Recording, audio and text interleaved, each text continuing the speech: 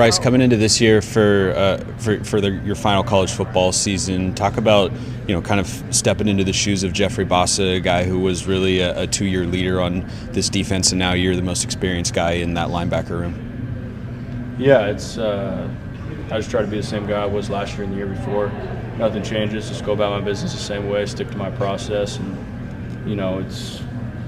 I've always been the guy. If I see something that I don't like, I'll shout it out and make sure guys know. And if guys are doing the right thing and are playing good ball, I'll pat them on the butt and let them know how good they're doing. So I'm just being myself, and I think everyone else will follow. What did you learn from Jeffrey Bassa last year playing with him? Yeah, I'd say just film study and picking up stuff when we're studying. I sat next to him in our team meeting room, and then we roomed together on the road. And even like in the game too, he would point things out, whether it be a guard or a tackle. He's pulling, or to run this way. Just stuff that takes experience while you're in the game. Like on film, I could point it out like the same that he could, but once you're in a game setting, it takes like experience and being able to slow the game down to recognize that stuff. So that's where he definitely came into play and helped me cerebrally in that regard. Earlier this year, Brian Michalowski was asked about taking a transfer, and he said, no, that wouldn't reflect well on me if I couldn't develop the young guys that are in the room. What's your impression been so far of the young guys in the room, guys like Dylan Williams, Braden Platt, Kamar Mathudi? Yeah, man, we got a lot of talent, a lot of dudes that play really hard. I think that's what's cool about our room this year, and you can see it in spring ball, is, I try to set the tone of running to the ball and playing like your hair's on fire. And, those dudes, I think, fit that mold. Have always played football that way, physical, and that's what an inside linebacker should be. So I'm glad that, they're proven that they can be, in the lineup this year and playing ball for us. I'm excited to see what they can do during camp. Your defense is going to look a lot different than it did last year in a couple of different position groups. What are your expectations for that unit? Expectations to stop the run and be the most physical team. I feel like Oregon has always been fast and flashy, but the new Oregon is, big and physical, so that's what we're going to bring to the table. Bryce, we're going to go to Beaver Stadium for a Big Ten title game rematch at the end of September, and that's going to be their whiteout game. Do you have any familiarity with the whiteout? What are your just expectations of going there for the first time? Yeah, I don't have much familiarity. I remember they played Michigan. They sang Mo Bamba. That video is playing in my head a little bit. So I hope they do that again. That'll be a pretty cool environment. But, I'm just excited for the opportunity. You get to do something like that. It's a once-in-a-lifetime opportunity, and I already got family and friends hitting me up for tickets wanting to go to that game, so it should be a fun one. Bryce, you were just talking about that defensive identity. How does Dylan Thieneman fit into that? Yeah, that dude sets the tone, whether it be, off the field or getting extra treatment, extra reps in. It's an all-the-time mindset, and he is one of the guys that comes downhill, flies to the ball, and plays with a lot of effort, and that's what you want. And any sort of guy on your defense, especially a safety, a dude that can come from the roof and set the tone on someone early. No, go for it. Transfers who are coming in have some sort of assimilation period. They're trying to kind of win over the other guys in the locker room. Did his work ethic help kind of speed that up, I guess, on his part? Yeah, he's a lead by example guy, and anytime he doesn't say much, but anytime you can just let your work speak for itself and guys see it in the locker room, they'll respect you automatically, and that's something that he's done. Playing against Ohio State twice last year, what stood out to you about Jeremiah Smith? What makes him so tough to defend? Oh, man, thank goodness I don't have to guard him. But I would just say, his athleticism. I haven't met the guy, so I don't know when it comes to, cerebral and knowledge of like the playbook of defenses where he's at. But obviously his raw talent and his ball skills coming down to footballs. And he's a good football player, man. Can you give us a scouting report on Kenyon? We call him. You say Kenyon Sadiq? Yeah, we call him Kenyon Sadiq, the freak, because he looks the way he does, and he might be one of the fastest guys on our team. And he's incredibly humble. That's really good, especially when you're kind of heck of a player like that. It's easy to get caught up in the wash, but he's incredibly humble and a good dude. Who is the fastest player on the team, you think? Right now, that's a great question. Probably Devin Jackson. He's been the fastest player on our team for a while, which is incredible because he's 235 pounds, an inside linebacker, but he's got some wheels on him. There'd be some guys to give him a run for his money. I bet you if you ask the receivers or DBs, they might say someone else, but he's a fellow backer of mine, so I got to give him the credit. How has your baseball workouts helped you become more disciplined overall in addition to your football workouts?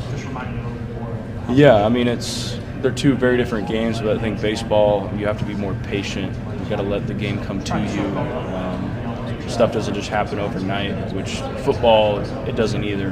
But, you have to let yourself, I was talking to someone earlier, when you're playing in the box, you have to be aggressive, but you have to let the game come to you and kind of let it develop before you go make that read or fly downhill. You can't just be antsy all the time. So I think that's where baseball and football kind of go hand in hand. What have been your incorporated? Like, let's say after a football leg, you do a bunch of baseball stuff, like post stretching or whatever. How do you kind of intertwine that? Yeah, I'd say stretching and mobility is the biggest thing. I'd be lying to you if I said I love stretching and mobility, but it's something that's necessary in order to be a good baseball player. Like, you can't be stiff. You have to have good T-spine mobility. So just incorporating that into my football game, I think, helps me as well. What have been your impressions of Mekhi Hughes so far, coming over from Tulane at running back? What do you see that's maybe similar or different compared to Jordan James? Yeah, he's a good back man. Obviously, we'll have a better idea after fall camp, but in spring ball, he's elusive, willing to run downhill and hit you, low center of gravity, and he's a rip man. He's strong too, so I'm excited to see what he can do for us. Have you played the new EA college football game just yet? Oh, yeah. Is that something that gets played a lot amongst the guys in the locker room? Yeah, it's fun because guys will hop in and be like, man, I got a pick six with you yesterday. You scored a touchdown for me today, and stuff like that. It's fun. Who's the best player on the team? In EA? Yeah. I mean, I throw deep balls to Kenyon all the time. Even though he's the tight end, he's pretty damn good on the game, so I like Sadiq. I am beyond stoked to watch Matayo Uiagalelei this year, and I was stoked to get to talk to him too. What did you feel like was the biggest area of growth for you last year compared to your freshman season, and where do you want to take the next step for 2025? Definitely the mental, just like IQ part of the game, being prepared. I feel like my freshman year, and then it's probably, if you're an elite freshman, you probably you already. I feel like I knew everything, but like before the snap, I'm thinking like I'm only thinking about what I have to do. Instead of this year, I feel like I knew what I had to do. Now I can see like what's the offense coming out of, like where's the back surfaces, where's the tight end at, like maybe there's something in film like, oh, I know this formation, what's the tendencies. So I feel like that gave me an advantage, and that's kind of like the biggest thing that I worked on this year. This defense is going to look a lot different than it did last year with its personnel. You mentioned you're one of just 4 returning starters from last year with Tatum, Bryce, and Devin Jackson as well. Talk about the defensive line room, specifically the front 4, and what you see from that room. Maybe a couple of guys that have stood out to you so far with fall camp around the corner. I'm gonna start inside because me and Tatum. Well, I'll start in the edge room too. Me and Tatum are the 2 guys who turn in on the front. And then we have Blake Purchase, who he played a lot his freshman year and went through some stuff last year. But, man, I feel like my room, like everybody has something to offer. Blake, he's going to be like an all-down kind of guy. I feel like Elijah Rushing. Like I told this to another person, like his last name is Rushing for a reason. Yeah. He could rush the passer for real. And then we got like freshman guys like Nas Wyatt. I wouldn't be surprised if you see him on the field once, like a couple times. Freaky athletic ability, like just does things you can't teach. And then another guy he just got here, another freaky guy, Toby Hastert. Only like a couple years playing football, but ran like it was like 250, ran like a 10, like 6 in the 100 meter or something, some crazy time. And then in the interior room, we got one transfer, Bear Alexander. Just the work ethic he shows up is what stands out. And you got some guys that are going to emerge like Terrence Green, call him T Green, and then Tion Gray. We call him the TG Towers. Like one of the 2 biggest guys I've ever seen in my life. Huge guys. We got Amari Washington coming back. There's some other young guys in there, some freshmen that are definitely going to, have a chance. Have you had the chance yet in a practice setting to go one-on-one against Isaiah World, who's gotten a lot of attention? What are your impressions of him? Yeah, shoot. I'll go against him every time we got practice. All the tackles, but man, I will say, like, I thought it was going to be hard from last year, the tackles we had, like, no matter who we got, I thought it was going to be very hard to find the same kind of caliber. This guy is like, this guy is like that, man. Freaky. And then Harkey's like that too, the other side. Both of those guys are definitely going to be protecting Dante this year. So, yeah. What excites you most coming into your junior season? Just the opportunity. I think there's a lot of young guys and a lot of new faces that people haven't seen.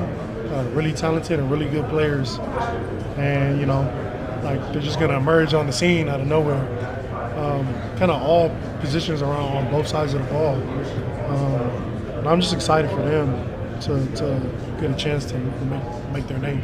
You guys go to Penn State this year. It's a long trip, but it's going to be a whiteout game, which is one of the most famous environments really in all of college football. What are your thoughts and expectations going into that game?